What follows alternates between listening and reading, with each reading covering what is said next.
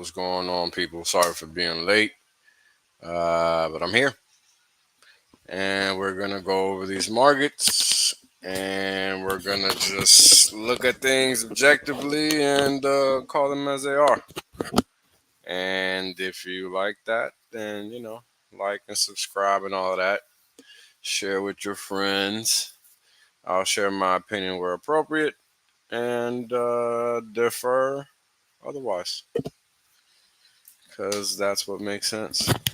So let's do this. Let's do this thing here. Uh, First of all, we're going to talk about markets in general. If crypto comes into the mix, then okay.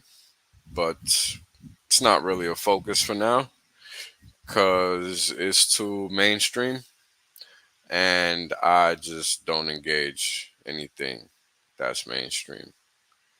So, if you don't understand that crypto is mainstream right now, then maybe all these ETFs getting passed and all of that should, kind of give you a clue as to what is going on. So what you think is crypto is fake crypto and it's not really crypto. So, what are you actually buying and trading in? Well, unless you understand centralized markets, which the average crypto person does not because they don't know shit about markets, you can't really understand the other side, basically. So we're gonna touch on just market basics, market structure. We're gonna cover all these things at some point in time, just in lively conversation, because you have to understand what you're doing in these markets. Whether it's crypto, futures, or otherwise.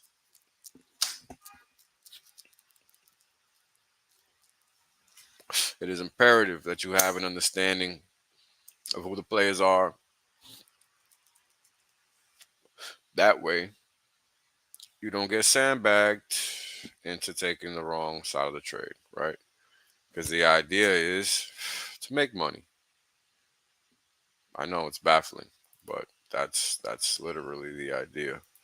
So, with all of that in mind, let's get started, I guess. Let me just make sure that all the colors make sense because I just have a hard time with colors on the screen because of my eyes. So I just got to make sure that when you guys are looking at it, the shit makes sense. Because as of now, I'm not sure that it does. Let me try this. All right, that's as good as it's gonna get. Sorry, guys. All right, so we're gonna talk about the general markets, NASDAQ, S&P 500. Hell, I'll even dabble in the mid caps and small caps. Why not? Because they're relevant. So let me get my screen up. And let's get to it. All right. So again, the idea behind these streams is to just get into the markets, break them down, try to get a basic understanding of them. I will keep the watermark in the background of the charts so that you can know what market we're talking about. In case you happen to get in midstream or whatever. Let me just make sure. Where's the watermark thing? Gotta be here. Just so people can actually see what market we're talking about in case they didn't hear me or whatever talking about it. So that's what we're gonna do. Let me see if I can move myself.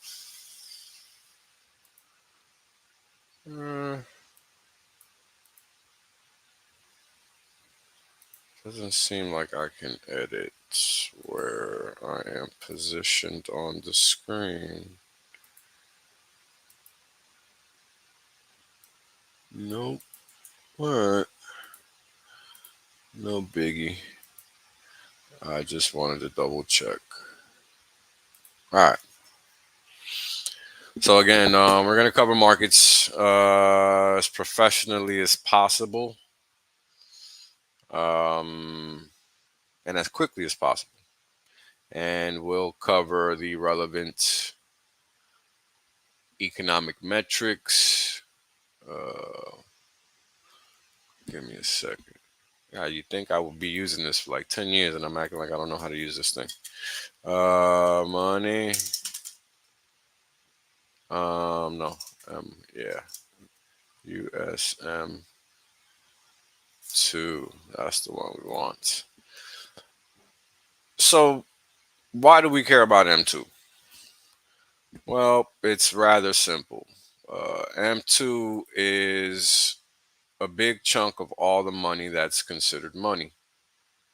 And what that means is not just cash, but also cash and credit, right? So if they're going to talk about,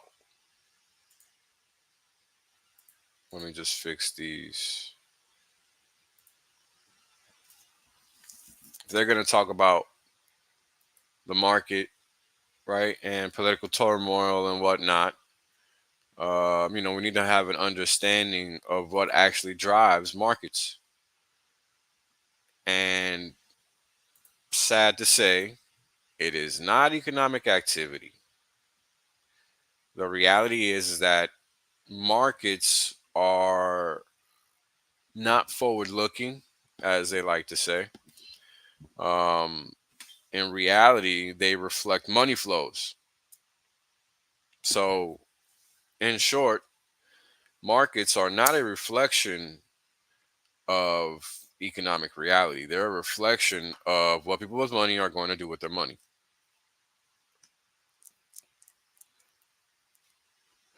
Very simple. Now, this is not any type of social commentary, it's just a simple fact. And if you're looking at this red line, I'm going to make it yellow or some other crazy color just to make it stand out more. Nah, that's good enough. Let me just make it super thick. No homo. I mean, this is what drives the markets. Money creation. It's not a coincidence. I could go out 55 days per candle, right? And what you're gonna see is that at a certain point in time, money creation mattered more than economics and accounting. And my cross hair is literally on that point in time upon which it happened. And I'm never going to forget it because I was in the desert and the TV was just on. The news was just on like it always was. I never paid it no mind. I never cared. But I had already gone through some instruction on markets and whatnot. So I'm kind of paying attention at this point. This is 2009. This is after the crash. I really didn't have a comprehensive understanding of what just happened, even though I had just experienced some of it myself, physically, literally. And I'm never going to forget seeing David Tepper on, I think it was CNBC or Bloomberg. I can't remember which one it was. Hell, it could have been anywhere else. Who knows? Because the markets was all that mattered at the time. I mean, the world was ending. So they said. And, this guy was talking about buying stocks. Probably the only fucking guy I had heard at the time talking about buying stocks. And what do you know? The motherfucker did in fact mention, he did in fact mention that the Fed was doing what they were doing, right? And I think that, hold on, guys, because it's New York. It's actually been a crazy ass day, relatively speaking. I mean, I woke up and they were at it. It's like they picked days. I don't care what anybody says. It's definitely on purpose. Because some days you don't hear anything. Anyway, um, and this guy was very explicit in stating that the Fed was supporting the market, but they called it. He called it something. I'm trying to remember if I just didn't understand what he meant exactly yet because I just wasn't well versed in the language or whatever. Point is, I didn't get it, but years later, it hit. I learned enough to really understand exactly what he was saying. And 20 years later, I can barely remember that. 15 years later, I can't really remember that. But point is, when people like Paul Tudor Jones make the following statement, markets are flow chart of capital. It's literally that. So any market you're talking about, that's that's the driver of price action, whether people are buying it or selling it, right? Now, the distinction in this fact comes with respect to crypto and how those markets function, specifically, assuming we're talking real crypto and things are coded to actually do whatever they're supposed to do, right? So, the red line that you're looking at right here that I'm clicking on, this red line is M2, money creation, cash and credit, cash, checks, and credit, whatever you want to call it. But all the money that we, the people, use in one way or the other. That's what that is. So, taking a step back,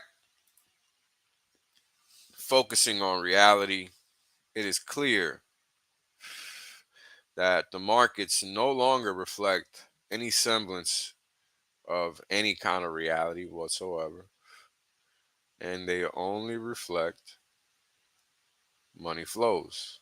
And if the markets know, and this is critical to understand, if the markets know and are aware that there is no uncertainty in the future of the market, well, what risk is there? Look at the market after 2018. Right, where my crosshair is right now is exactly 6 years ago. Exactly. And I remember personally thinking that was it.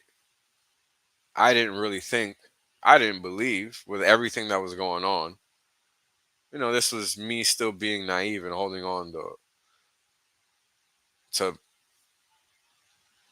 non manipulative markets, which don't exist. Right. And this was the point in time where I had to realize that was it. Because once this high was made and this market or this month or 55-day period concluded, that was all she wrote. Because the only other thing left to do is for the market to go up, come down, test support, and then continue on. And that's exactly what we've been seeing. Precisely. To the T. Because this is how markets function.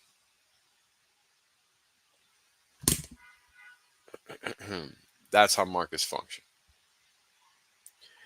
And you have the activity to back up the move, right? Just like you have the activity to back up the down move, right? You have the activity also to back up the up moves.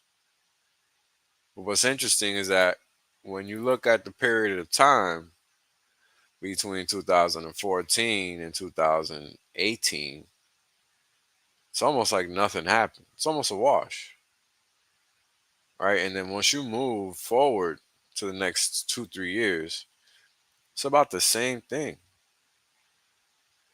right? So you got to ask yourself what happened during this period of time where apparently nobody was buying and nobody was selling.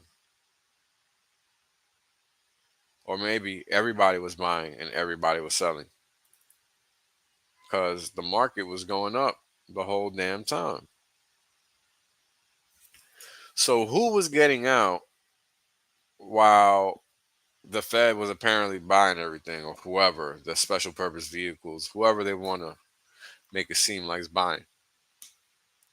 Because the market kept going up, but this metric here, this is cumulative delta. This is the net buying and selling in the market.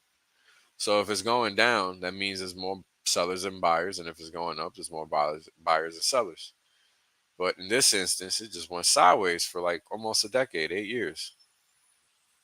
And let's say the average is right here, right dead down in the middle. Right, let's say that average is about 93 million across that whole period of time.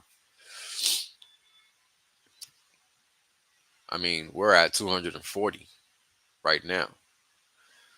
So that means that while all this big money was exiting, because that's what this looks like.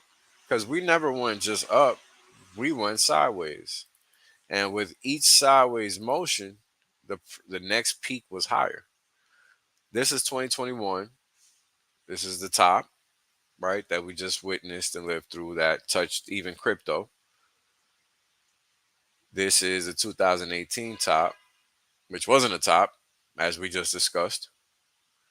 And this is 2014, or excuse me, 15. This was tied to China. I mean, we actually, yeah, China and Japan and some European stuff, just stuff that you would have really thought mattered because contagion risk and all these other things that were happening at the time, and it just didn't. So there's no morality in markets, right? And I think we've learned that by living through 2020, through today, right, where we see where regulators will close markets down. Let me see. I'm pretty sure I have. Damn it. No. Well, they will close markets down literally middle of the day. Yep, because I had this one on here. They will close these markets down literally in the middle of the day. I mean, look at this stock. All right, this is GME. Let's just get rid of some of these fuck. Let's just look at this shit. Plain Jane. All right, I'm getting rid of everything. Just look at this thing.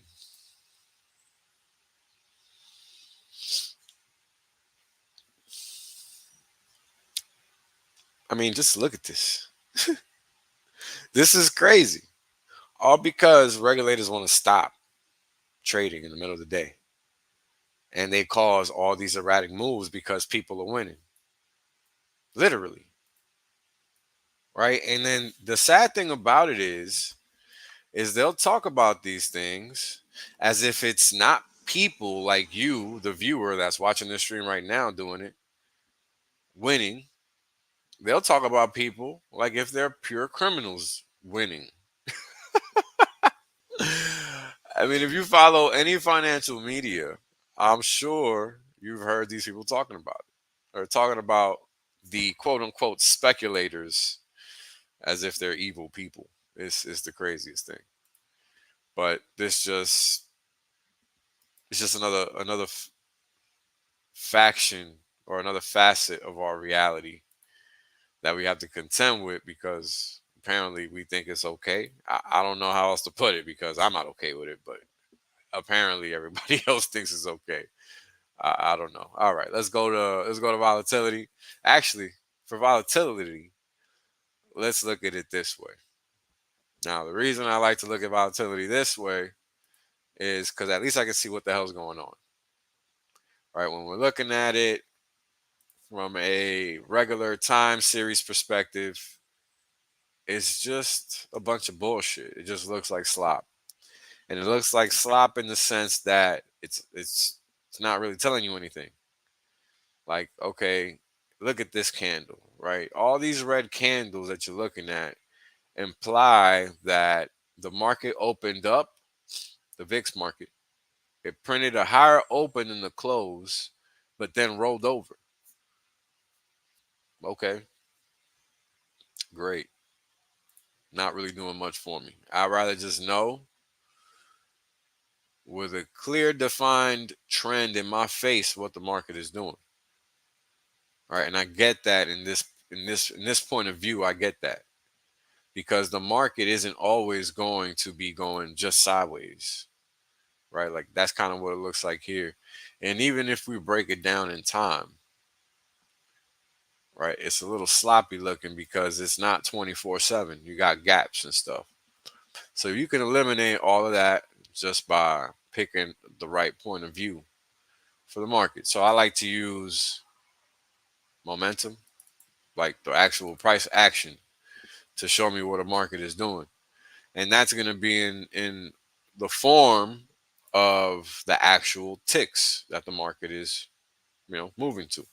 So if I go down to one range, right, it's going to literally give me 0.001 per tick. So if you look at the open, high, low, close, right up here where my cursor is, right, for any of these, you're going to see the delta between any of these numbers is 0.001 at any point in time.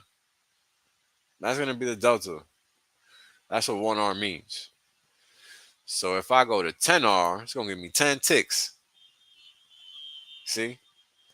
Let's go to a black one. High, low, 42, 1942, 1932. Open and high is going to be different every time. It doesn't have to be the 10 ticks. It's just the high and the low. I just want to know what direction the market is moving when I'm looking at the chart.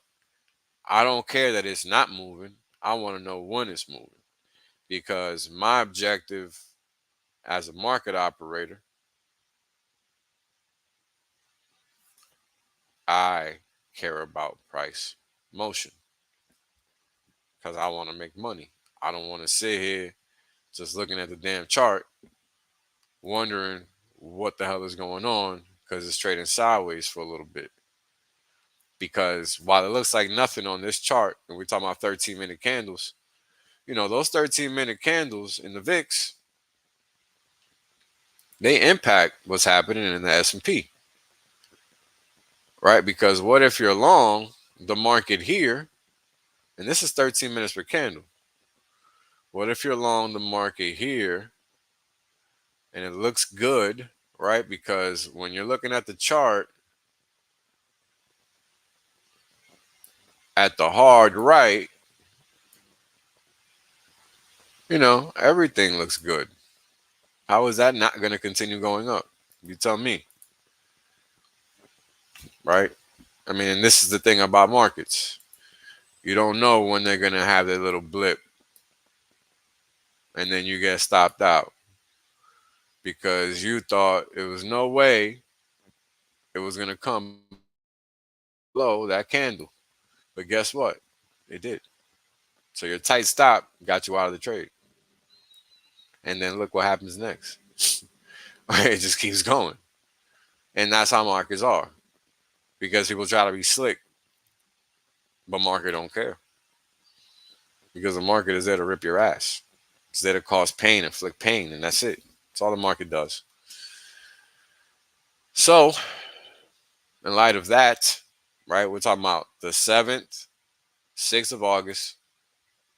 How do we capture the 6th of August through the day in this one chart?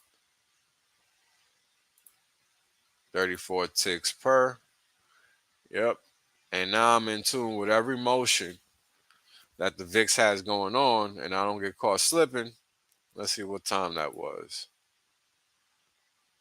That was over here. 13, 12:45. Oh yeah. Yep. So look at this. So that was a 13-minute candle or something, right? So if you're looking at what's happening here, you got 12:23, 12:41, 106. So this is about a half-hour period where the VIX was indecisive about its direction. Now, if you've ever watched the VIX trade while watching, the markets trade, whichever one, NASDAQ, doesn't matter, pick one, you'll see how this impacts these markets because it's not positive. So, in other words, this buying right before that happens is the worst thing you can do, basically, is what I'm getting at. Buying before this happens, this indecisiveness in the VIX, is the worst thing you can do because the markets nowadays, they operate backwards in the sense that the derivatives market has an impact on what you see in the screen. And the VIX is a measure of what's happening in the derivatives market. This is why I have like 13 freaking VIXs. You know what I'm saying? Hold on. I'll show you guys what I mean. Hold on. There's 1, 2, 3, 4, 5 readings of VIX that I look at. Why the hell should I look at 5 readings of VIX? Well, there's 5 readings of VIX to look at. That's why. One VIX isn't always going to tell you everything because there's always something else going on in the hood. And long story short is that the VIX is a read on options pricing and what people think the market is going to do. So in line with that, that options pricing is going to drive what people are going to actually do in the physical market, the actual market where they allocate capital outside of derivatives. So with respect to that, you're going to see the market gyrate and fluctuate and pick levels and turning points and do this and do that. Right? This is all a function of derivatives market, believe it or not. Because nowadays there's so much money tied in on side bets. So that's a function of that. So if we look at the volatility of volatility, you'll see that today, let me close this. Right now we're looking at 34 ticks per bar. So that's giving us 3 days of data with this one. Right. So wait, today is the 21st, a week's worth of data. So with the regular VIX, we had 2 weeks worth of data. With the VIX of VIX, which is a more constrained index, it moves a lot less. We get less data to look at naturally because more time passes. But I think I have that backwards. Let's look at it over here. I think I said it backwards. Pretty confident that I did. 164. Ah, all right. So because the pricing is different, see, we're at a very high, way higher. The VIX is sub 20s in terms of its number. So the way that it moves is going to be different versus the VIX of the VIX because this is a triple digit value. So a 5% move in a triple digit number is going to be significantly greater than a 5% move in a double digit number. And it's really that simple. This is why you have less time and a bigger range in a instrument that is a measure of a measure. It's a measure of a measure. So this is why people look at the VIX. It's like the second derivative of the actual VIX. So the VIX measures 30-day options pricing volatility, or options pricing on the S&P at 30 days. And then there's other readings of that. I think there's a 20-day and there's a 9-day, and I can't remember however many other days. There's a bunch of them. So right now, as we've noticed the past couple of days, we've had some volatility in the market, right? And what's interesting is that when you zoom in, this is the past couple of days, 20th, which was yesterday, and today, the 21st. The VIX of VIX provides a clear view of that, right? And this is why sometimes you need to have a backup to the backup, because you're not going to always get everything. Now, if you look at the volatility of VIX over VIX, we got to zoom in. This is just a ratio, and this is just measuring the delta between, or the rate of change between one and the other. So again, this morning we saw volatility pick up, but it ultimately died off, right? Because when we look at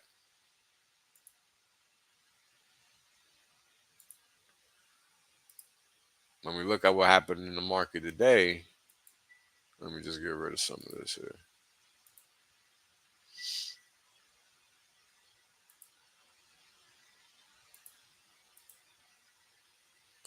We started out the day, this is 9:30, right about right here, where the crosshair is.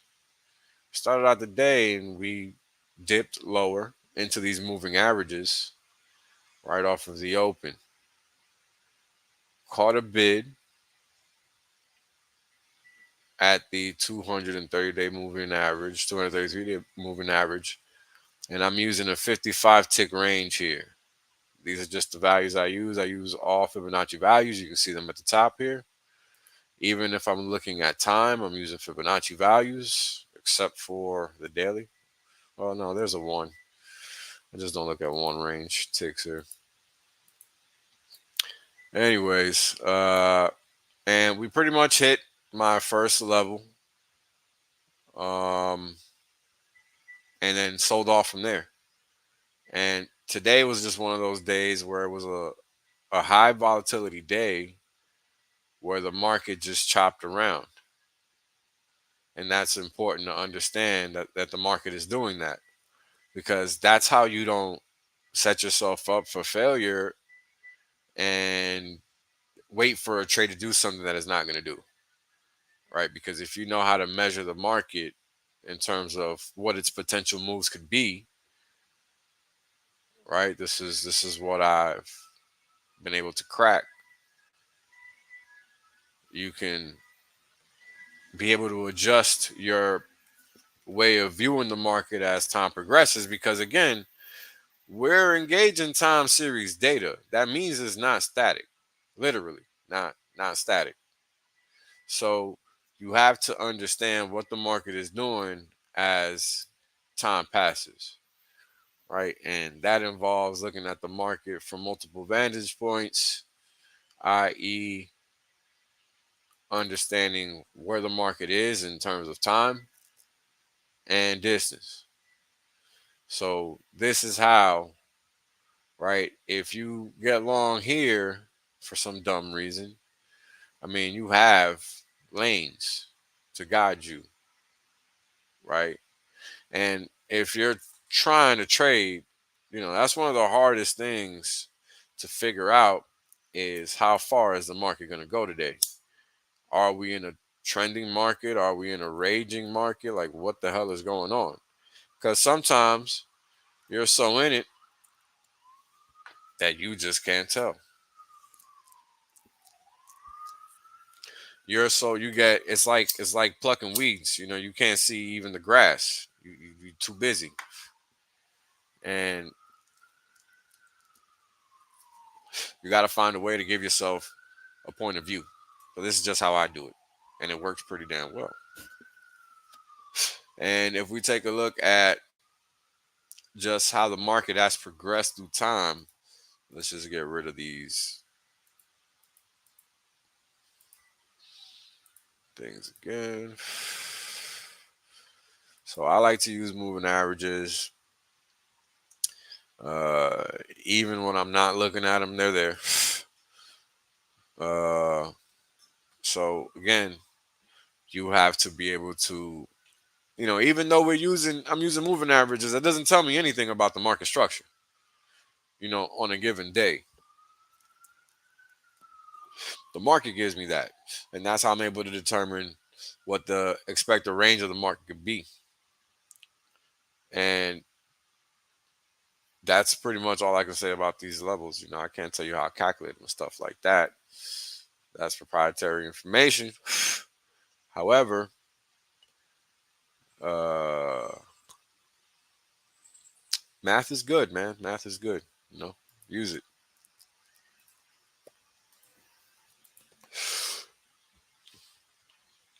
But yeah, the market is clearly in a bull trend, right? And if we look at the dollar, let's not look at the dollar here. If we look at the dollar, the dollar is a good reason as to why the VIX is seeing some activity over the past couple of weeks, right? We have what tantamounts to a 2 year and a half, or a year and a half chart of the dollar in front of us right now. And, let's overlay the stock market on here just to get an idea. Oh, well, how about this? Let's leave that alone for some other time. Oh, yeah, yeah. All right.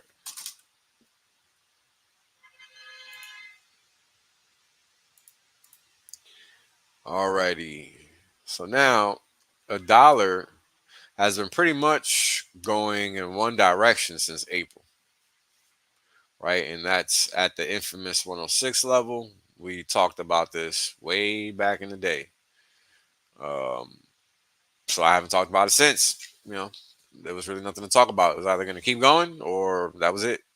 So so far it's just been that, straight down motion.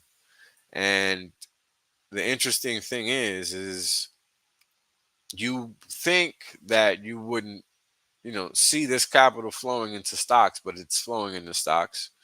And even though a you literally have a down move that's a trend move, meaning no breaks.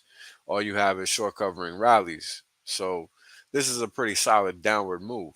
However, looking at this chart, right, you have essentially a break in the trend, a pretty significant one here, because this one's even bigger than the one from April, right? This one had people panicking to the point that they were calling on the Federal Reserve to do emergency rate cuts. So this one was pretty severe, right? It was like a 12% dip. Um, at the same time, the dollar was getting dumped. At the pretty much Friday and that Monday, right when the market made the low. They sold the hell out of the dollar. But that was tied to that dollar yen carry trade, right? All this move was tied to that. So you would think the dollar would stop rolling, but no, no, no, no. It's a real thing that's happening right now, and that's what they don't want people to notice. Because you would think this is the culprit for the inflation, but no, this is just one facet of the inflation. You also have to account for the look of the stock market, which happens to actually be a function of M2, which is where we started this conversation, right? And that's important to understand because when we zoom out, it's clear that this is not a local phenomenon in the sense that it's just happening in 2024. because that's what it looks like on this chart, right? But when you look at the stock market itself versus M2, you find an interesting relation. Isn't that right? Right when this curve turned up, the market turned up. All right, now let's keep looking. Before that, it wasn't such a pretty picture. And as such, market participants let the policymakers know. And the policymakers eventually adjusted and acquiesced, in short, to what they think needs to happen for the market to look a certain way. Right. And now we're all the way back in 2022, right? January 2022, which was the top.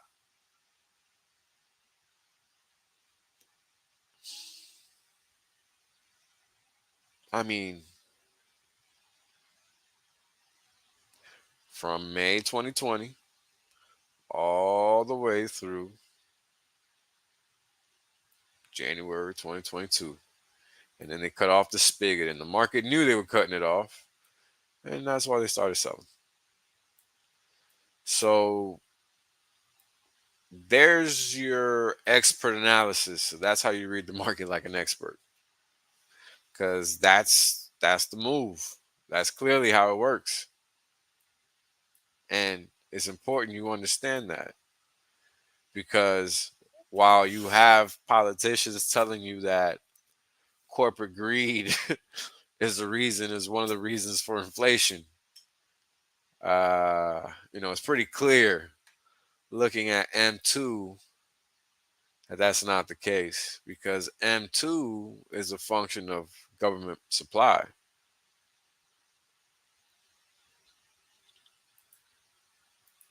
I mean, we don't make the money, right? We do not get to make the money. They get to make the money. We just use the money. And that's key to understanding what's happening in these capital markets, which is funny because you would think I was going to spend the whole hour talking about intermarket analysis, which is what you would have done 10 years ago. Oh, no BS. That's what we would have done 10 years ago. Talk about how, hold on, guys. Jesus.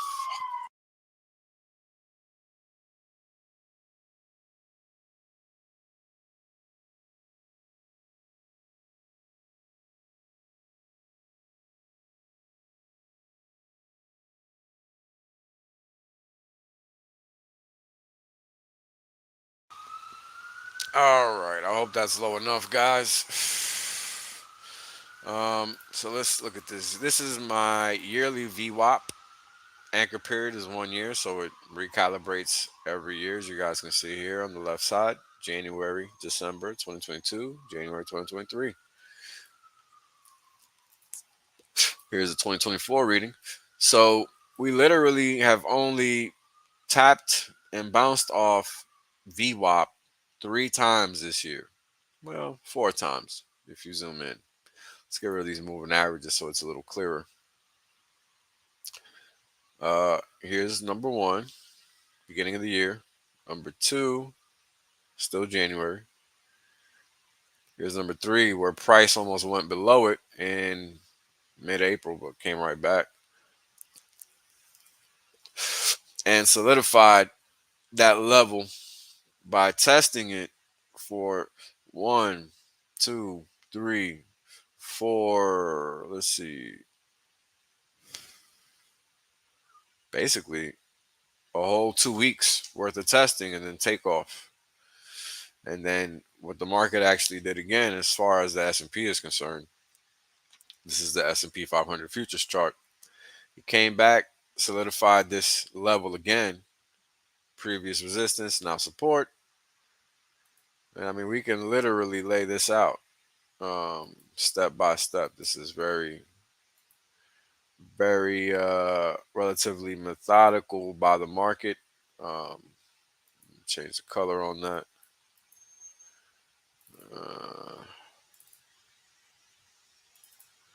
Let's change the thickness of the line so it's more visible on the screen. And let's add another one. Oh, all right. There's the other one. So in my opinion, this is how you draw support and resistance. It's very easy. It's actually not hidden. The market breaks it, and it just broke it. On to the next one. And it turns out we have double support in this area. And there's multiple ways of defining support and resistance. There's not just one way. It's a beautiful thing about markets. A million ways to make this money.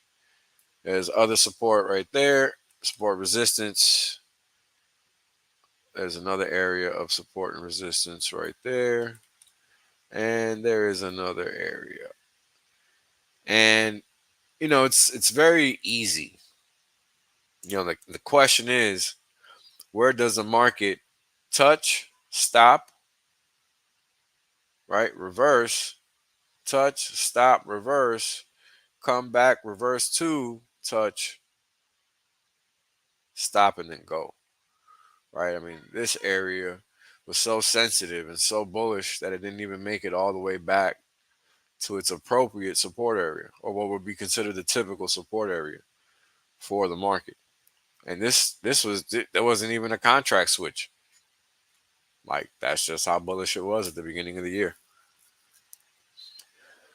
But all of these levels are relevant, literally. If the market comes back to them, you can watch the market there, because the market tested it, came back, ran through it, tested it again, came back, tested it again, ran through it. After it tested it, right? Like you guys are seeing. And the important thing to understand is this is just a very simple exercise. In reality, support is really more in the form of zones, which is why I developed these things here. Because they really work like that. And the interesting thing is that when the market gets near these levels, it does so in increments, in certain increments. So you can really measure the market versus these levels to a certain degree, and keep some type of idea of what the market is doing, because you have to be able to give yourself something to hold on to. That's the thing about these markets. You got to give yourself something that you confidently understand and can act on without hesitation, because it's money. It's not free. You don't want to lose that. So here's another area, right, where price went up, tested it, came back through it, and all of that. And then you have that area as well. Thank you, TradingView, for figuring out what I was doing there. So all these areas are important on this chart, period. There's activity at all these areas. That's what that means. All right. Now, if I put volume profile on here, interestingly enough, there's a level in each area, damn near, right? Some hitting it twice. Now, let's make this appropriate for this instrument. Let's zoom that in. All right. Yeah. So the way I like to honestly make levels is using market profile, because that is showing clearly where activity took place, and there's no confusing that. So that's why you want to use that. All right. So looking at the profiles here on the right side, let me, yeah, that looks pretty good on the screen. All right. You guys see there's like a gap here, right?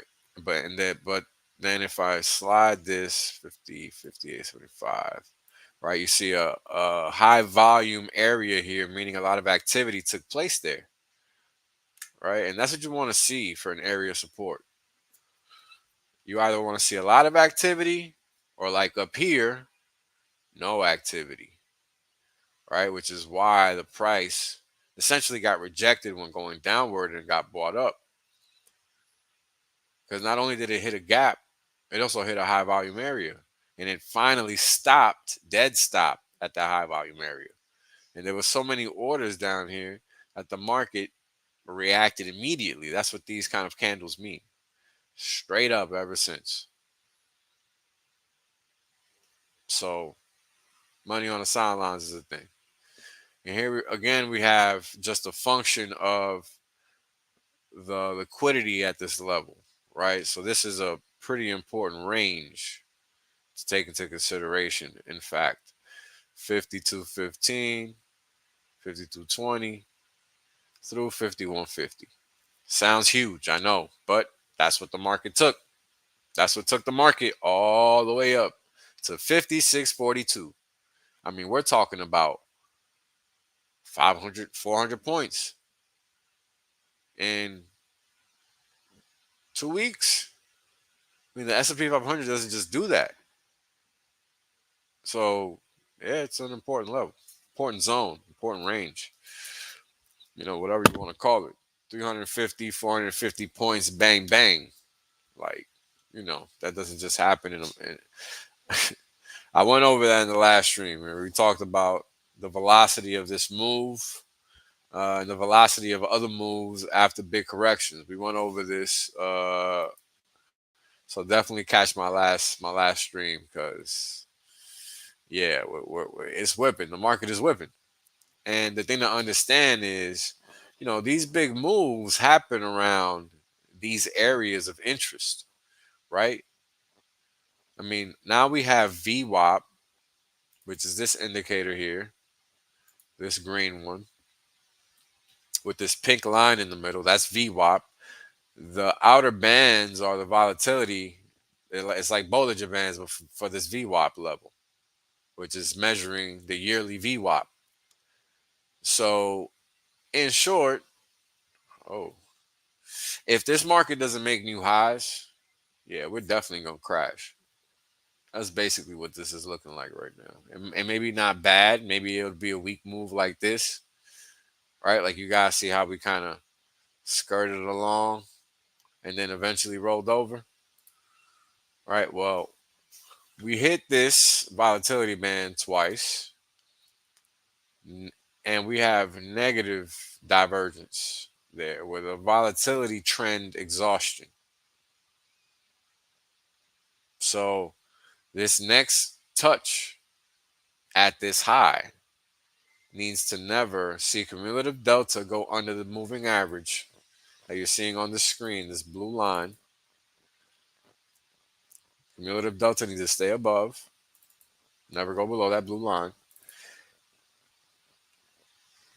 This oscillator needs to continue to make at least a move like this and not a move like that, because then that'll essentially be locking in a divergent move, a negative divergent move, which will lead, as you guys can see here, to a down move from the top of that band to VWAP. Now the market has to show us. We're just conjecturing of what it could do. The market still has to do what it's gonna do.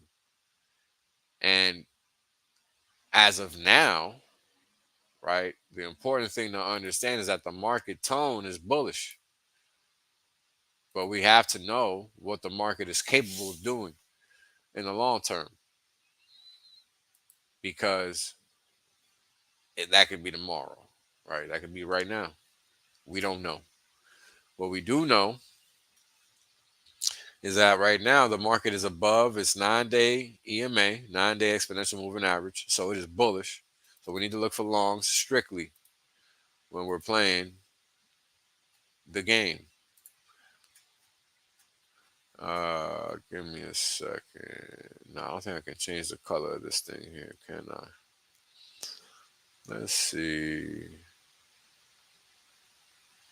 Does not. Oh yeah, I can. Up white. Yep. Let's make down.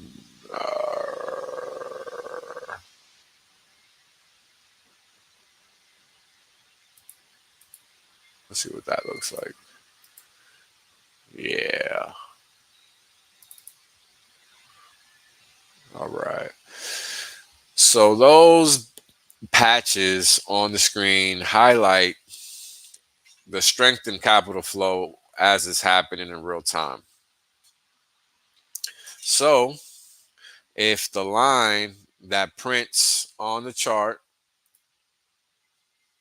is white or gray, as you see it, as you see in here, I'm picking white, but because the opacity is 50, it's going to look gray on the screen. Um, oh, I picked the wrong one. Oh no, same thing here. 50, but let me go with another color just to. Is it not showing any now? Hold on, I just want to make sure it shows itself. Okay, yeah. So we have an area of resistance right here, very difficult to see, but this is the level where as a day trader, as a market participant, as whatever, that's a level you need to lean on because the market gave it to you, literally. So let's zoom in right there and see what we're working with as we encroach on this hour. All right. So this is that area of resistance. This is the market running up on the upper band of VWAP after, right now let's focus on that. After it found support after a beginning of the run up into the year, solidifying, right, that bullish structure. And you could even see it on the market profile. That eventually became value area high. Came bid there in April, ran all the way into July, and that became the market top. Right. So this is a very important area as of now for the market. And this is right in between the high of 57.21 and that area of resistance or area of support resistance that I marked at 56.46.50. Right. Now this level is 56.69, right? And we'll call the zone 56.73 through 56.65. So we got a 7 handle zone, 8 handle zone right here of where we could see some interesting activity line up into the market. Now let's minimize the profile here, and as I expected, um, if you look at this area right here, it's the thinnest area in the profile in this area.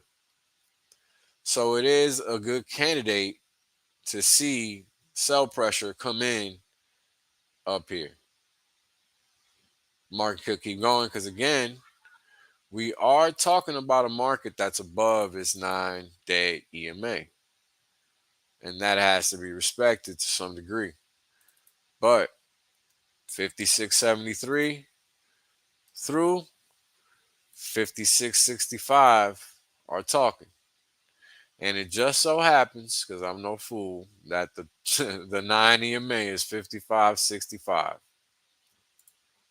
100 points away. So let's zoom in once again.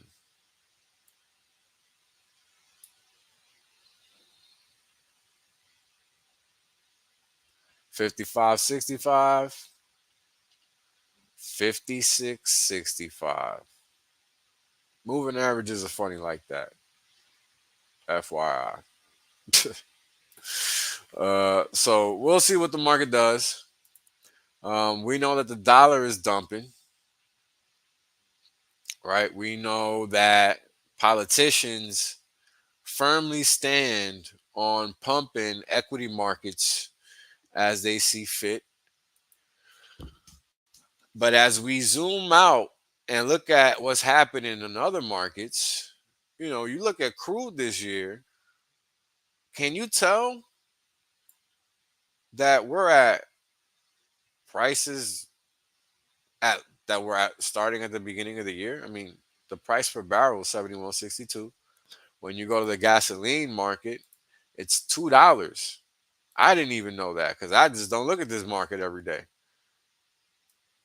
But did you know that we are touching the year's lower band of VWAP for crude oil, for energy products in general? I mean, you wouldn't know that because you cannot tell when you go pay for these prices of these products. What the market is saying a whole nother story. Ain't that about a something or another?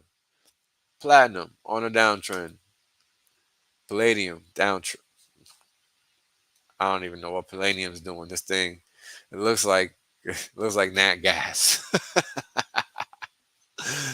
That's what it looks like. Let me get rid of this damn other scale here. This thing looks like nat gas. Not a good look. I mean, look, when you're looking at this profile, it's exactly what it looks like.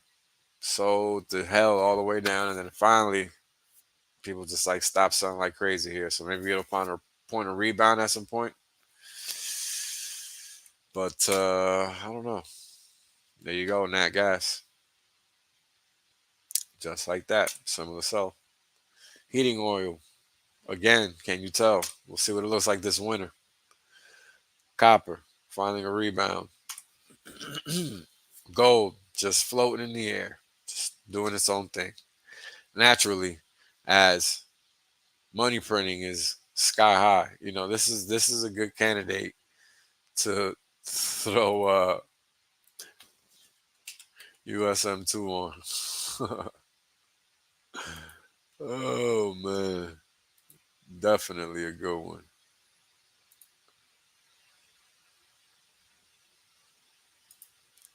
I mean, yeah. Can you dig it?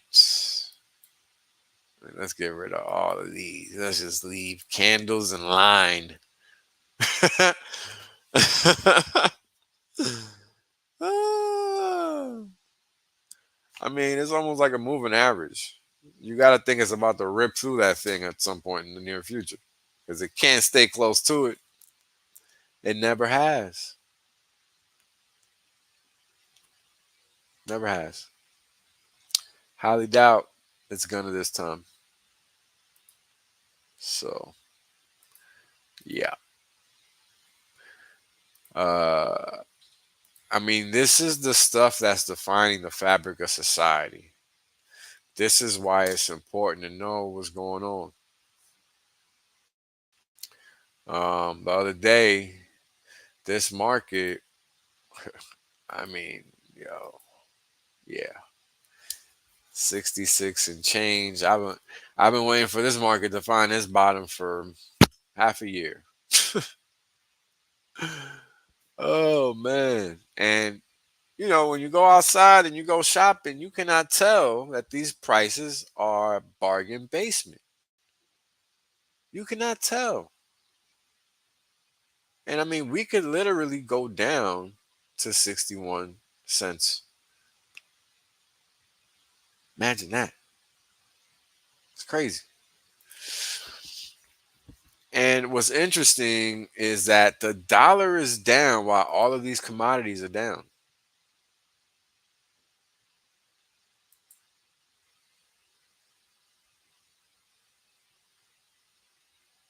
You're looking at a 13-day chart, 13 days per candle. When we zoom into the 1 day, right, and we're looking at all of these commodities, let's go right back to the cycle.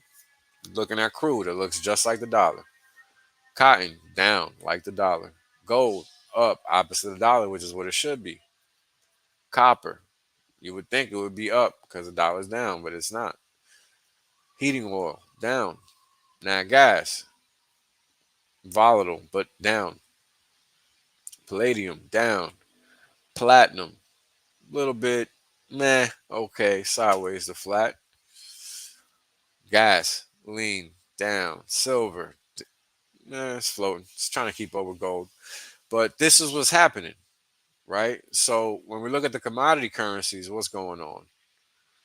Eh, Opposite of the dollar, basically, is what you're going to see. Nothing fancy. So that was the first one was the Australian dollar. Some bid. That one is more of a mineral, dairy based commodity currency. The Canadian dollar is more tied to crude oil. And as you guys can see, that one is just trading opposite the dollar. New Zealand dollar is also tied to more into dairy than any other commodity. So that one's trading like trash against the dollar. So that's pretty much all that's happening, right? So while we know and have confirmed that the world is just a flow chart of capital, that capital is only flowing into certain places, right? And we've confirmed and have verified already that the Swiss dollar is one of those places that when a recession takes foot, right, and there's serious concern about economic safety and whatnot, the Swiss franc, excuse me, catches that bid, right? And if we look at what's been happening since 2001, well, I think the picture speaks for itself, and it looks like we're about to hit a similar move that we're about to see in gold. While the dollar is not looking so hot, right? Look like it hit that, and it's probably going to at least go down here to 95 in the long term. This is a 34 days per candle chart. And when we look at Taiwan, let's look at Taiwan. Why Taiwan? Well, that's the country where all the semiconductor chips are made. So it's even more important in the Chinese market, believe it or not, which is this one. Which, as you guys might or might not remember, I called around here, good time to buy it. And it was 5,200 or so to 7,000. A lot of dollars if you played the game. So that market is now finding a point of rebound. This market has found a point of rebound, but it looks like it could be finding a reversal point similar to the NASDAQ. Right, and we were looking at the E-mini future earlier. And now we're going to look at the NASDAQ. And similar to the S&P 500, we have an area of resistance coming up. But looking at this chart, we've breached an area of support, which was resistance and will become support in the near future, as you guys can tell by this fair value gap making tool that TradingView has so eloquently uploaded here for us, I think, or somebody else made it. Let me see. Oh, somebody named Twingo. Nope, not that one. This one. Yeah, shout out to whoever made this one. That one is the bomb. We have an area of resistance from 20,162 all the way to 20,460, 470. So 160 to 470. Pretty big range, even for the NASDAQ. So let's zoom this bad boy in. See if we can determine something else. What else is going on here? Zoom in a little further. There we go. Alrighty. So we're breaching these areas of potential resistance. So it looks like we can zoom out now because we've confirmed that we potentially have reached the wall or are going to keep going. And given the curvature of the moving averages, we could easily keep going and just have a little small pullback. Nothing even serious. So let's zoom out a little bit.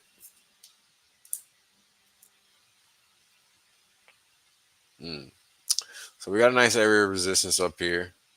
And this is 20,280 all the way to 20,550. So again, a huge range, right? So when the data is printing big ranges like that,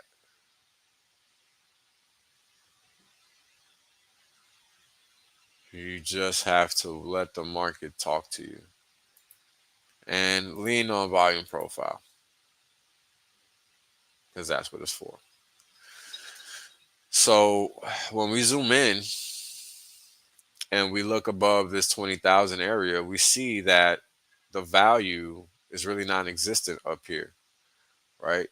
Looks like the most extreme move we could see is above 20,300. And if the market really wants to get, freaky with it, 20,588, right? So we've marked a few levels now.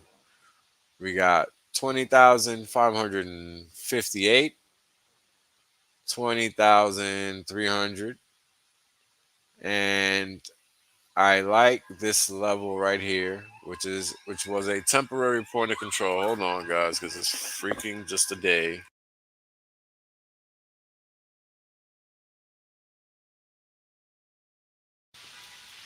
I'm moving a train. All right. So these dashed lines or dotted lines are marking points of control as time passes. And as you guys can see, there's another point of control here. What a point of control is just the place in the chart where most trading activity happens. And as time progresses, the chart highlights this as an area where the market will come back and retrace to. So you have 20,588, 19,995, and then now below the market you have 19,182, which happens to be the bottom of this support area. Go figure. Now the market loves to trade from level to level, point of control to point of control. However, given that we've already touched this excuse me, 19,000, what is it, 995 area, we're pretty close. And if we zoom in here into the profile, let's zoom into the profile and look at what we're working with. You zoom into this, I figured that was gonna happen. All right.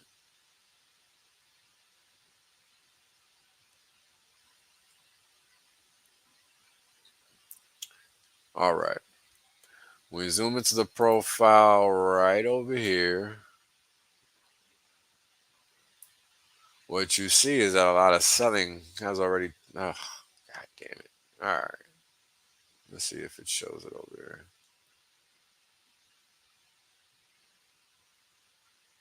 All right, it's what I wanted to show anyway. So what you see here, essentially below 20,050. When you look at this histogram on the right side, above 19,900, you see the majority of the trading activity that's already taken place. The selling activity right here between 20,000 and 19,025, 925, with the highest point of selling at 960. So anything above 960 is breeding risk problems, right? So 960 to 980, because this is giving us a point of control. 980 was giving us a point of control a moment ago.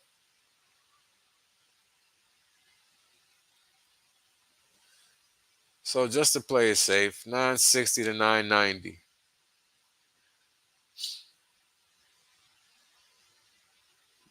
That's just because that's the gap between these profile levels. and we've already kind of encroached in that area, and the market is kind of looking weak. So let's see what the profiles are doing, what the oscillators are doing. Cumulative delta is pointing downward, so looking sluggish.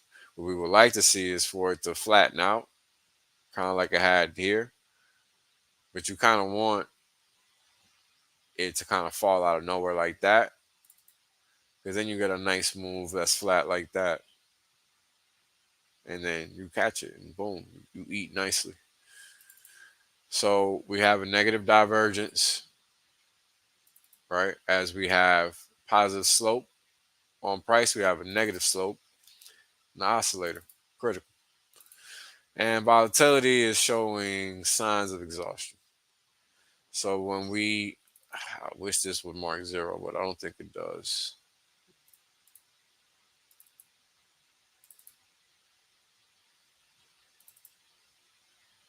Nah, it doesn't.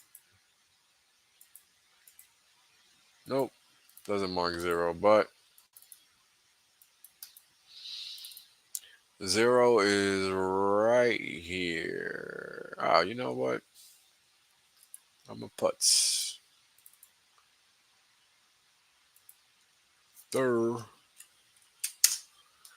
There's a zero line. We don't no longer have to guess where it is. Let's make it white, thin, and in. There's a zero line. So when this volatility reading hits zero, that typically means that you're getting some type of exhaustion in this market. So let's mark each time volatility has been zero with an arrow or something. All right, let's do it with this. Bam. Oh, what in the F is going on? Okay. All right.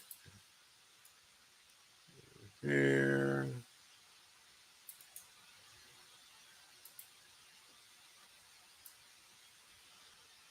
Here again.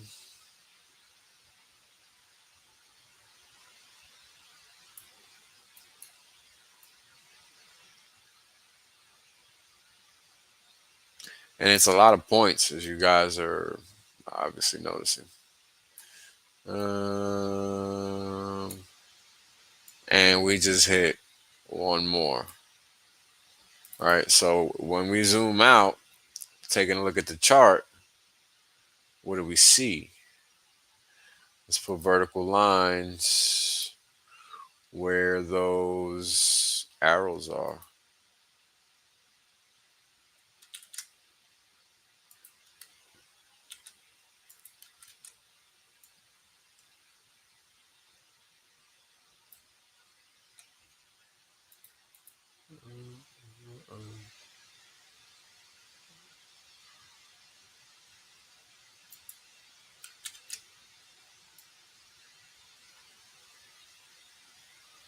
All right.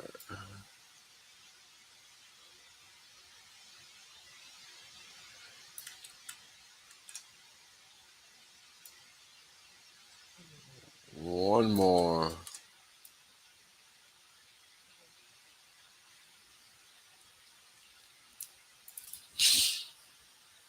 So as you guys can see, at one instance, the market took off, right? Even though it rolled over right after. Let me get rid of these lines. See, there's a red candle right after the line. So it eventually took off, right?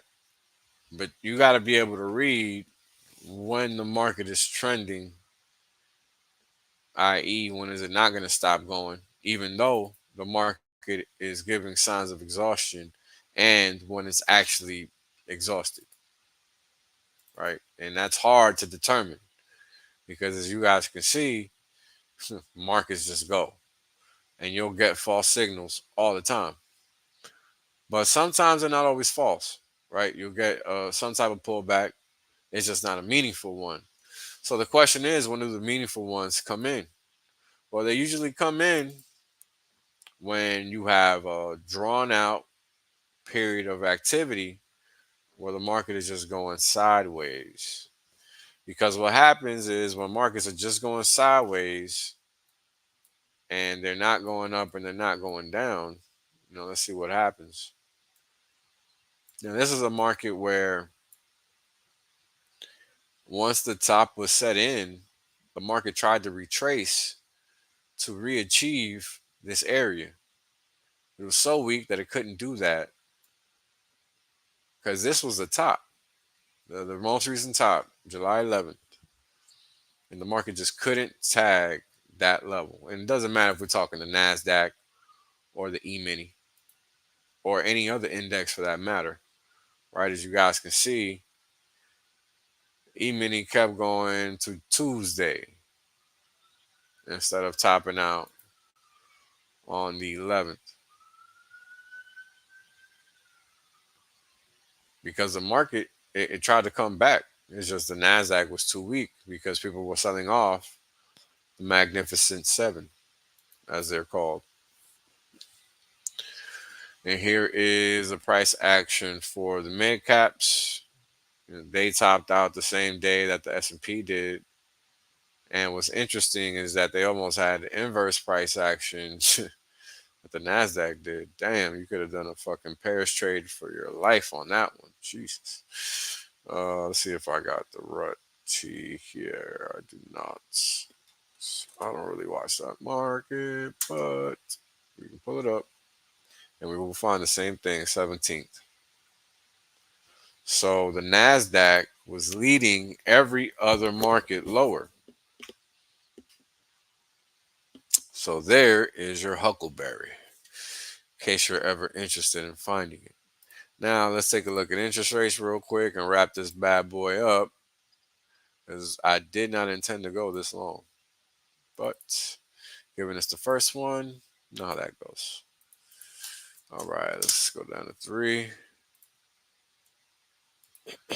Now interest rates, they're in an interesting position because they're paying out 5%, right? When we look at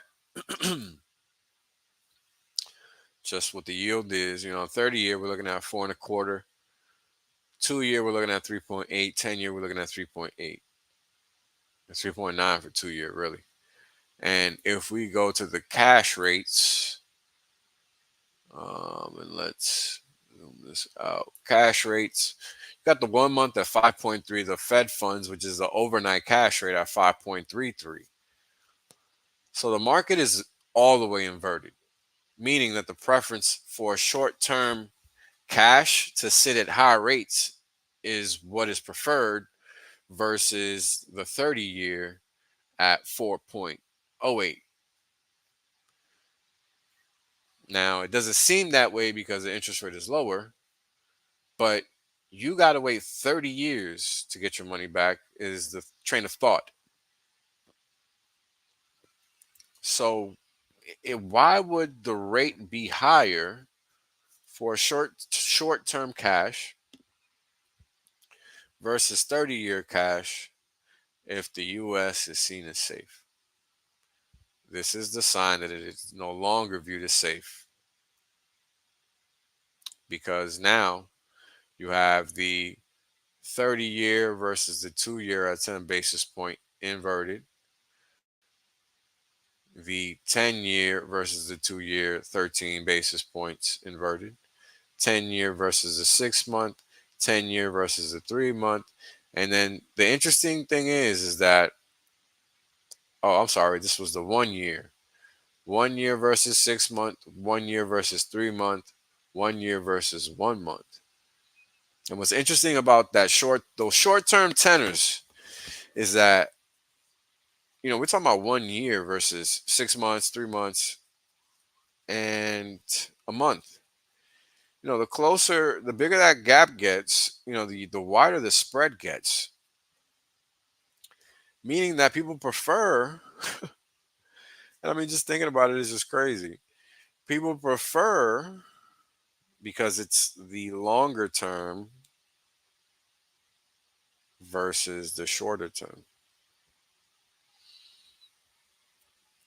People are safer. Oh my God, it's just crazy. This is just crazy. I mean, it almost doesn't make any sense.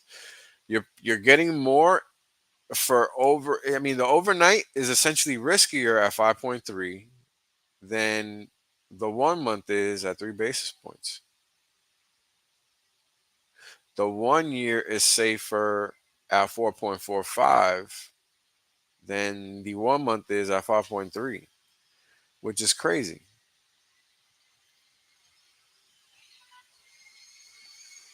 This is a sign of stress in the macro market. And that is what you're seeing a tad bit of when you see the prices of commodities at multi-year lows. Right? Cocoa isn't one of them, sadly. But this could easily just be forming a bull flag to continue on higher. Very probable. I don't really follow feeder cattle or really any livestock, but it's on a downtrend lately, for whatever that's worth. I mean, you can't tell when you go shopping, and that's kind of the point, right? Lean hog, same deal. It's on a downtrend. Coffee, uptrend. I don't drink that, so I can't really speak to it. Live cattle, downtrend as well. And again, these are things that when we go outside, we can't tell the prices are down at all. OJ, prices up. I don't buy none of that. I make my own. I just buy oranges. And yeah, the oranges are super fucking expensive. And the chart shows that. Sugar, all-time lows. I don't know who buys a lot of sugar out here, but I hope you're seeing it reflected in the market. However, man, this is going to be a fat trade. Ooh, shit. Yeah.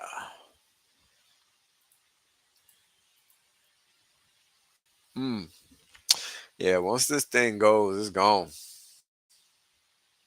That's how that's gonna happen there. Yeah. Basically just gonna be a whole lot of that. Whenever this trade is done, whenever this market is done going down, it's just gonna be straight boner like that. Boom, boom, boom. Assuming it doesn't find resistance here, here, or here. All right.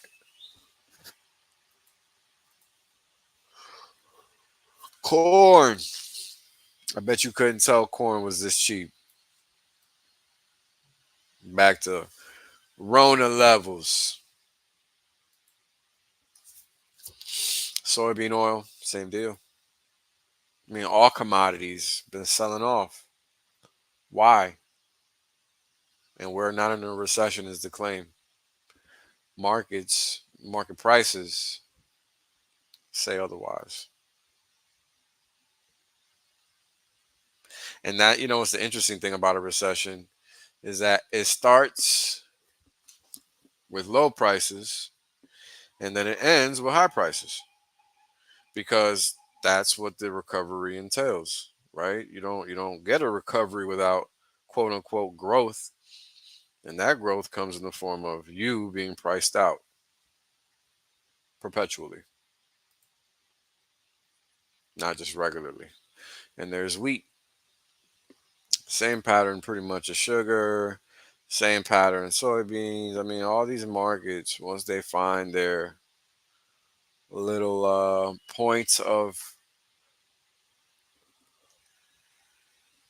no return, they're gonna bounce like crazy because it's been selling off like crazy. What happens when you put the VWAP on them? I mean, look at this VWAP. Jesus.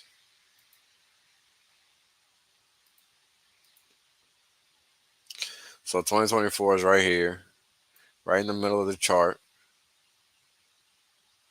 Let's try to stick 2 years in here. Let me close that. There we go.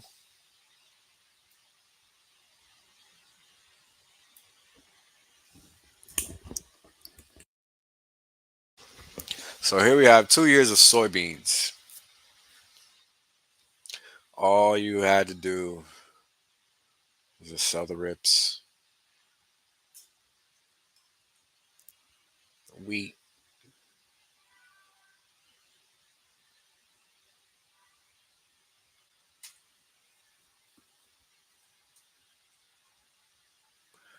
rice. Rice is just weird. It's very cyclical. Oats, 2 years of each. That's what you're looking at. 2023 and 2024 to date. Soybean meal, straight down. All these markets are straight down. You noticing that, right? But you can't tell when you go to the store. That is how you know the inflation numbers are a straight lie, no matter what anybody says.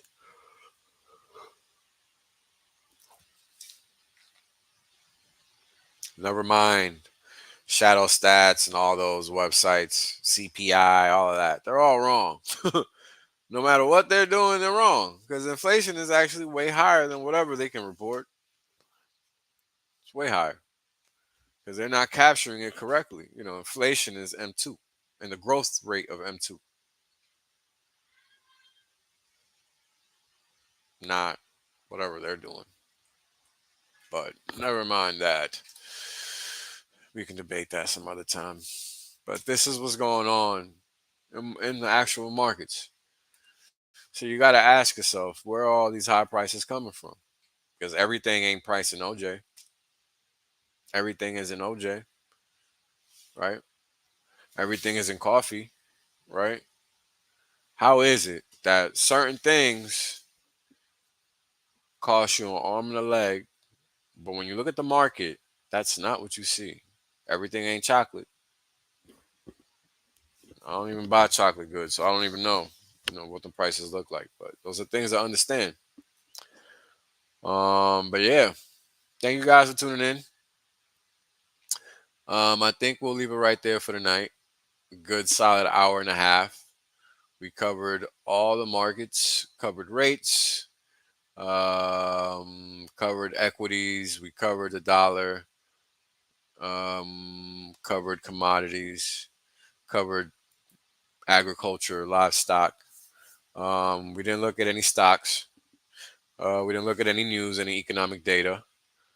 However, we did confirm what's driving the economy, or excuse me, what's driving the markets, and it's not economic data, right? So we don't really have to concern ourselves with the data more than understanding that it's about to be released at some point in the near future and it's going to impact the market. And you need to be aware of that in case you are bold enough to have a position on and that position is not, in the green at the time. So those are the things to know because they are what matter, right? Why do you buy a stock, right? You buy it to make more money. And it was funny to watch these people try to throw identity politics into markets. I remember being, I mean, this was like 10 years ago at this point. I was shit talking ESG since day one. Fuck out of here with this bullshit. Because it was bullshit the entire time. And people used to give me shit about it. I mean, this is how dumb people are. And it doesn't matter if you're talking about Wall Street or whatever the fuck. Everybody's dumb because everybody's trying to look good for some other motherfucker. They're not using their damn brain. So keep that in mind as you traverse the universe and interact with other humans that don't make any sense. Because stupid is going to beat you with stupid a million times over. Because you're not trying to be dumb. You're trying to actually use your brain. And that's the difference between pretty much the people that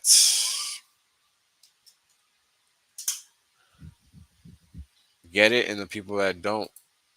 You got to understand that sometimes there's some battles that you're just not going to win right now. That's why you just got to sit back, let the let the dummies kill themselves, because that's ultimately what they're going to do, unfortunately. So thank you guys for tuning in. Appreciate you. And we'll try to do this every night if possible. Trying to make it down to half an hour though, because it can be done in half an hour, but kind of had to break down certain things and how I view it so you guys can understand my point of view. And that's that. All right. Peace.